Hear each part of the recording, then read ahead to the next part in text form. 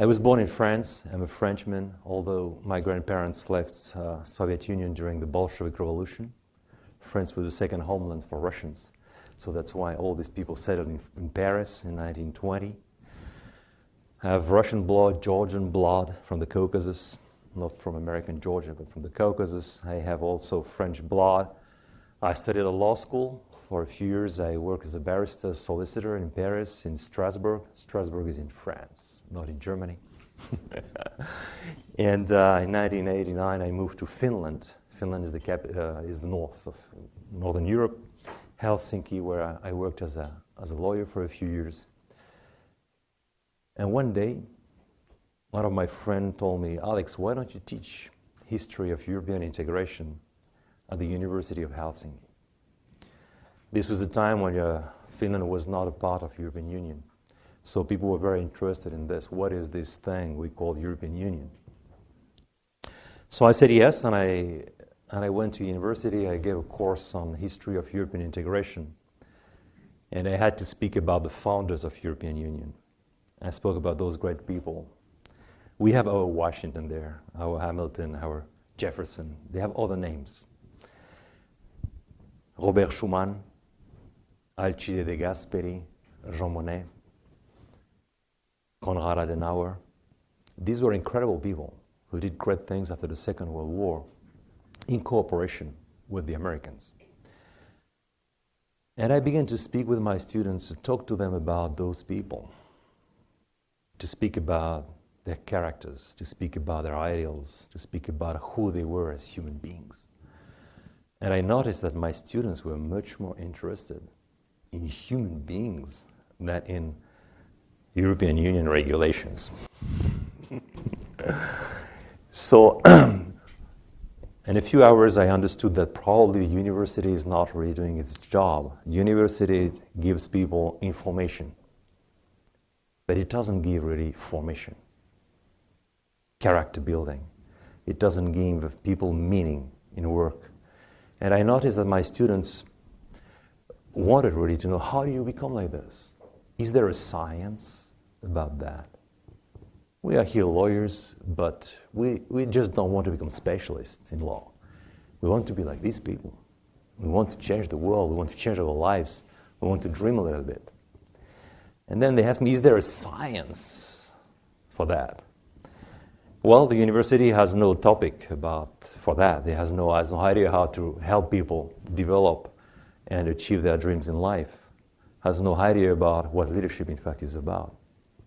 Because leadership that was taught in my time in universities as technical leadership. Do you know how do you lead people? Leadership skills. It's not about how do you become like these people. It's how do you direct people. It's not about how do you transform yourself and help others transform themselves.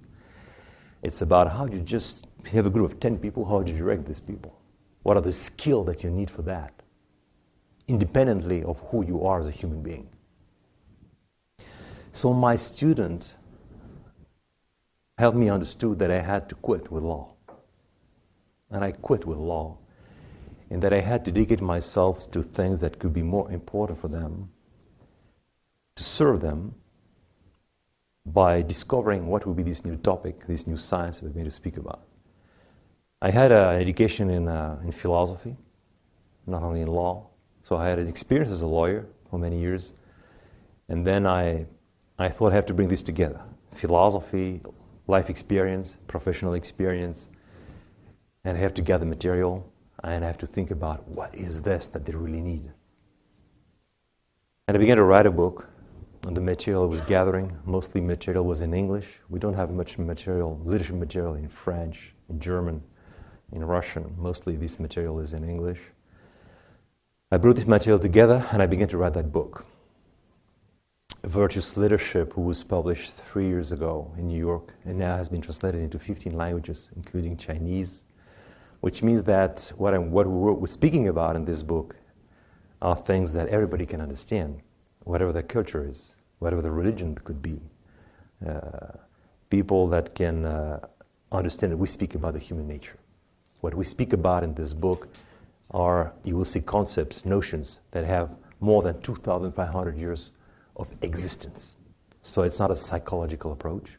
It's a deeply philosophical approach, but a simple approach, but philosophical. Philosophy as the foundation of leadership, not psychology. I understood quite quickly that psychology is very important in order to interact with people. You have to be a good psychologist if you want to interact well with people. But psychology doesn't give you meaning in life. It's not the basic science. Basic science is really philosophy, and you are going to understand why. Those concepts I'm going to use are philosophical concepts. They are very old concepts, ancient concepts, and we use them in everyday life, but we very often don't understand what do they really mean.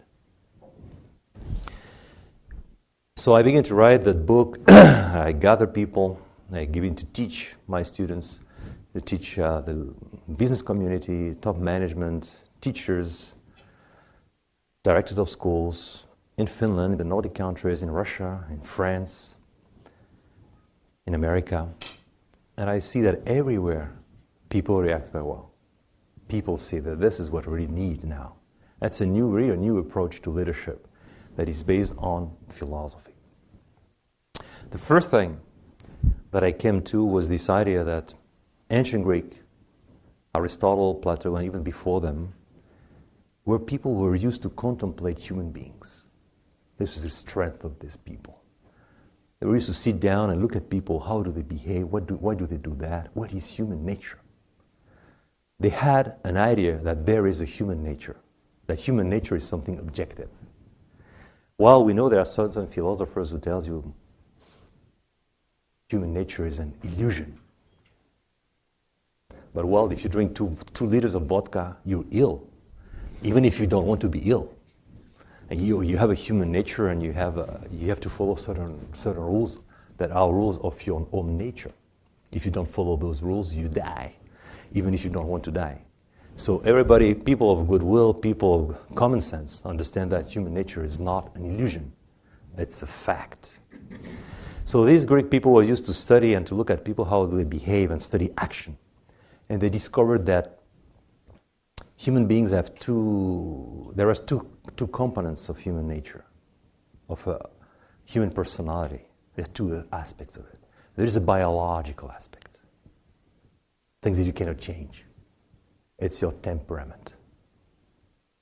You can't change your temperament because it's a given. It's something you have received through biology, through genetics. But they say, well, you have hot-blooded people, you have choleric people, you have melancholic people. Americans are more choleric, Russians are more melancholic people. If you read Russian literature, you see these people are melancholic. Very often you say they are very strange for you. Those characters in Dostoevsky, you say, who are those guys? I'm not like that.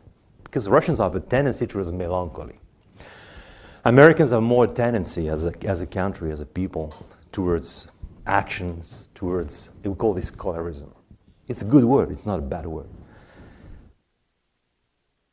You have the hot-blooded person, you have the one who is more, I would say, shy or timid by nature. And you don't have to change that. The great founder of European Union, Robert Schuman, was a very shy personality. Very shy.